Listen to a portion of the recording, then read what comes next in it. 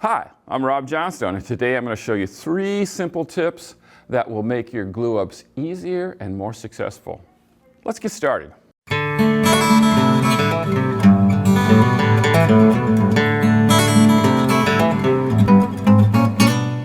Gluing pieces of wood together is at the very core of almost every woodworking project.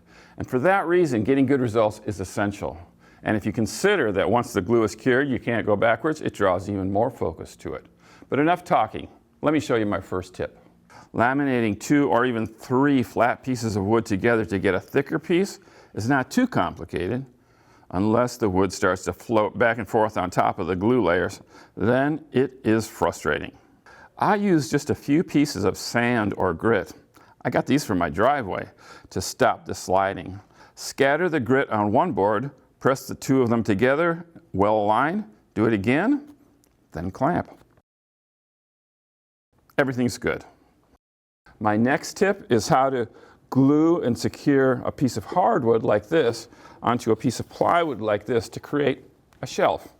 Now, plywood edges, they don't create a great glue bond, and these kind of shelf edges can get torque applied to them from time to time.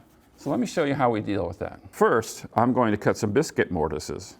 In many situations, biscuits don't do much in terms of adding strength to a glue joint, but in this technique, they are just what the doctor ordered. Next, I form a 3/4 inch wide micro rabbet on the hardwood to further help alignment and strength. Then, apply a thin coat of glue to each piece, being certain to get the glue into the mortises. Finally, just glue and clamp and allow it to cure for several hours.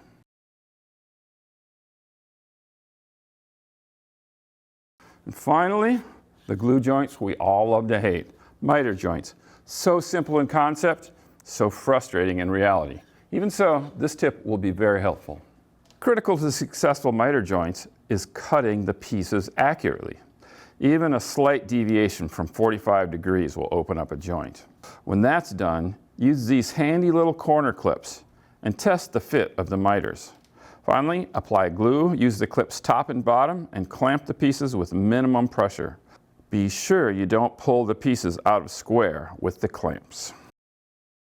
I hope these simple tips have been interesting and that they might come in handy as you spend time in your shop. I'm Rob Johnstone from Woodworker's Journal.